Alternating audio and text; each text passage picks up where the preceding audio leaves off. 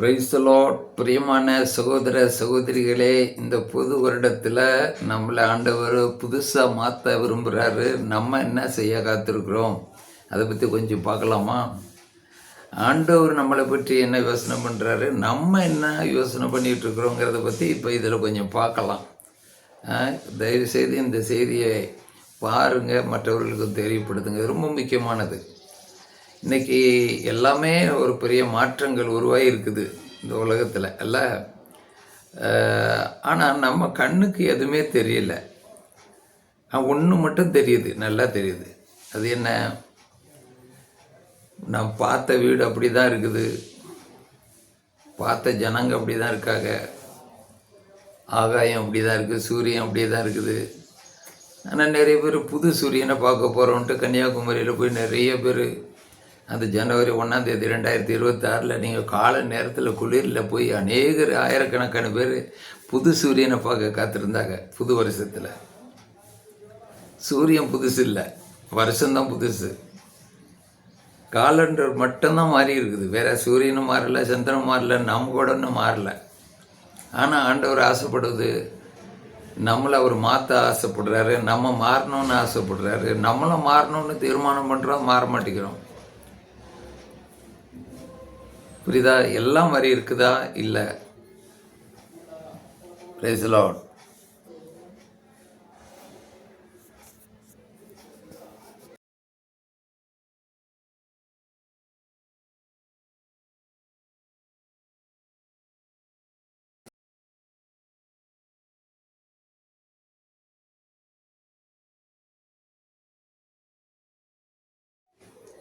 முதலாவதாக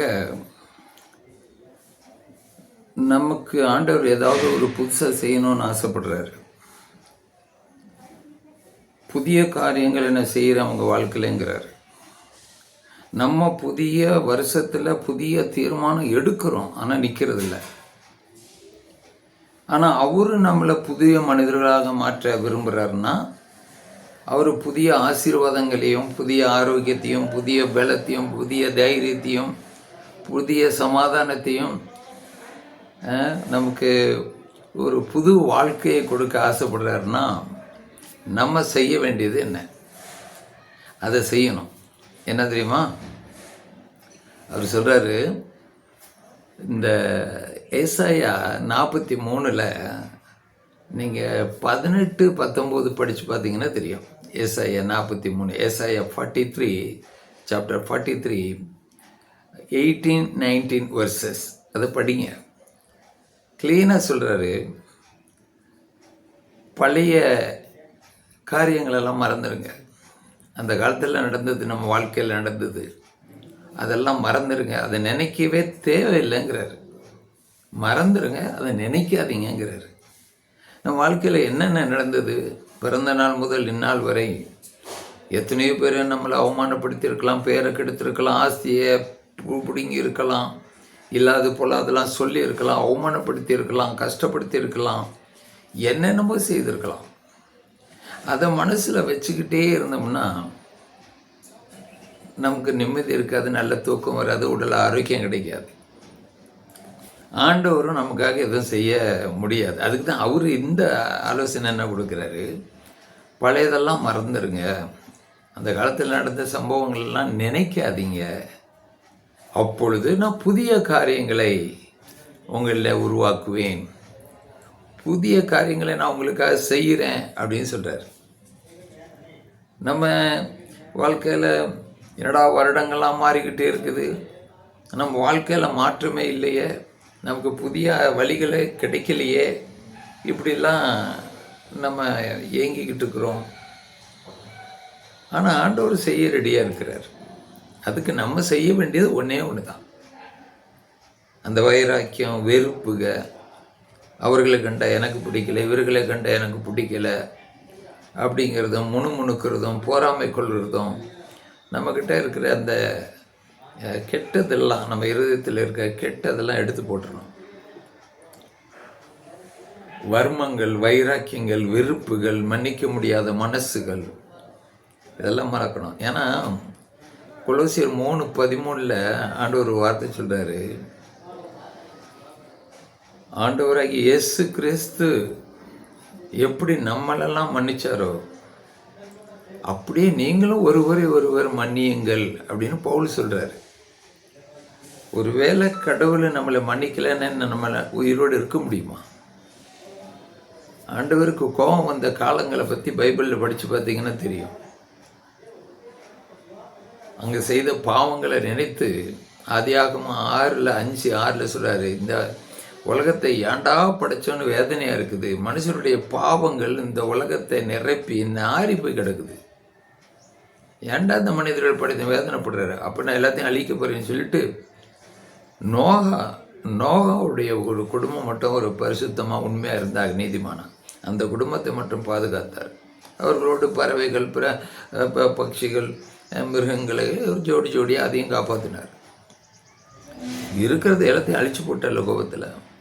சோதம் கோமரா பட்டணத்தில் ஆணும் பெண்ணுமான பாவங்கள்லாம் செய்தாங்க.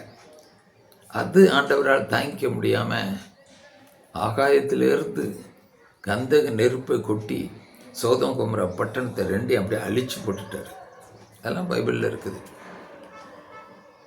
இன்னும் நினைவே பட்டணத்தை நான் அழிக்க போகிறேன் 40 நாள்லன்னு யோனாக்கிட்ட சொல்லி அனுப்புகிறாரு.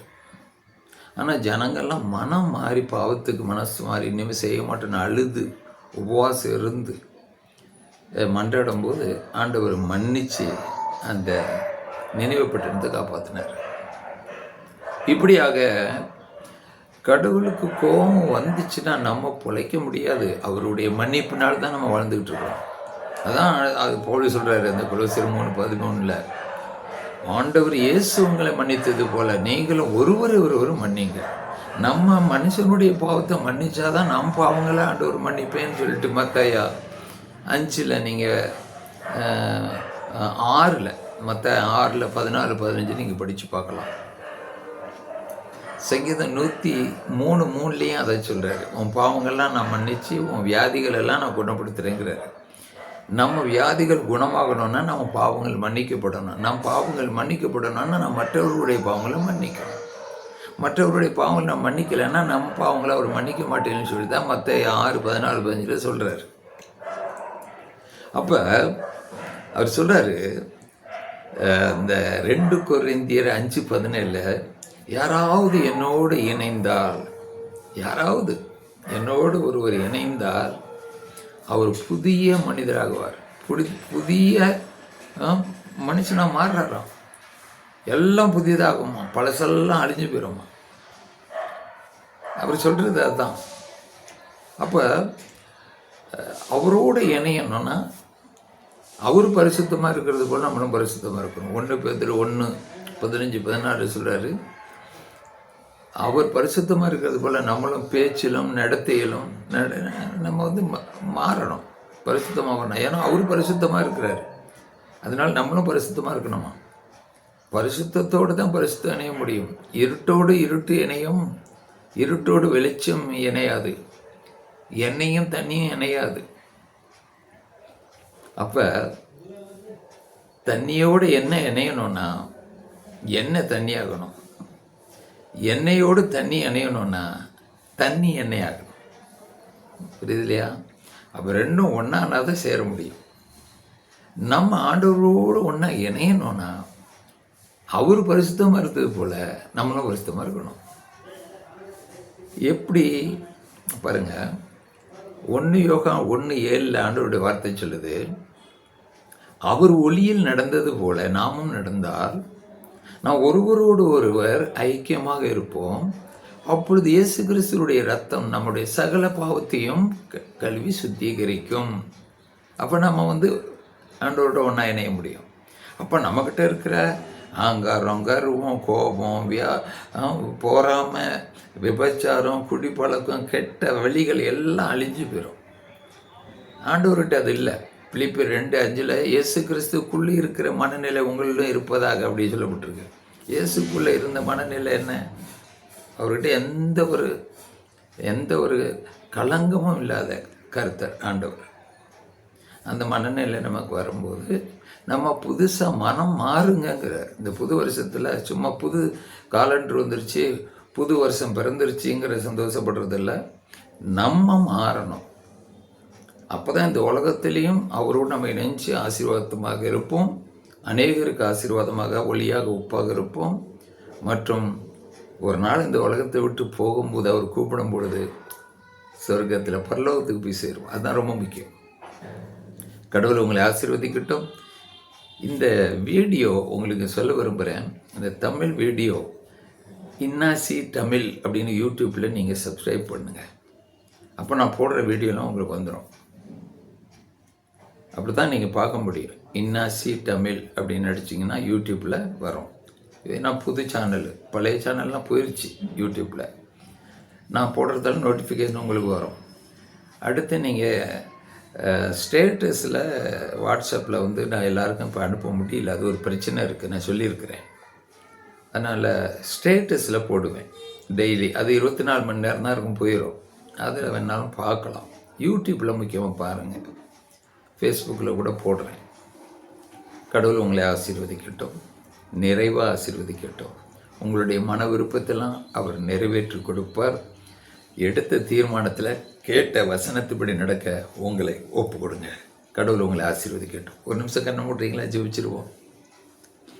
நன்றி ஆண்டவரே, இந்த செய்தியை கேட்ட உங்களுடைய பிள்ளைகள் அனைவரையும் ஆசீர்வதித்து ஆண்டவரே, இந்த புதிய வருடத்தில் எடுத்திருக்கிற தீர்மானத்தின்படி நடந்து உமக்கு உகந்த பிள்ளைகளாக வாழ வேண்டிய கிருபையும் வல்லமையும் வரங்களையும் அபிஷேகத்தையும் ஆயுசும் ஆரோக்கியம் ஐஸ்வர்யம் எல்லாத்தையும் கொடுத்து ஆசீர்வதிங்க. ஆண்டவரே, நீங்கள் சொன்னீங்க சங்கீதத்தில் திருப்பாடல்கள் 37 ஆண்டவருக்குள்ள மன மகிழ்ச்சியார், அப்பொழுது உன் மன விருப்பத்தெல்லாம் அவர் நிறைவேற்றுவார். ஆண்டவரே, உமக்காக வாழ வேண்டிய கிருபையை கொடுத்து உன் மகிமைக்காக ஆண்டவரே நிற்க, எடுத்த தீர்மானத்தில் நிற்க வேண்டிய கிருபையும் ஆண்டவரே ஆசிரியம் ஒவ்வொருவர் மேலேயும் ஒவ்வொரு குடும்பத்து மேலேயும் பொழிவீராக. இந்த செய்தியை எல்லா மக்களும் அறிந்து கொண்டு உமக்கு உகந்த பிள்ளைகளாக வாழட்டும். இயேசுவின் நாமத்தினால் ஜெபிக்கிறோம் நல்ல பிதாவே, ஆமென். Praise the Lord. பிரியமான சகோதர சகோதரிகளே, இந்த வீடியோவை உங்களுடைய நண்பர்கள் உறவினர்கள் எந்த நாட்டில் இருந்தாலும் ஷேர் பண்ணி விட்ருங்க, எல்லாருக்கும் போகட்டும். சுருக்கமான ஒரு செய்தி தான். இன்னுமே நிறைய நல்ல செய்தியெல்லாம் கேட்க போகிறீங்க. சப்ஸ்கிரைப் பண்ணிக்கிறேங்க, பெல் ஐக்கான் அமைக்கிறேங்க, ஆளுங்கிற பட்டனையும் அமைக்கிறேங்க. அப்போ நான் போடுற வீடியோலாம் உங்களுக்கு வரும். Praise the Lord.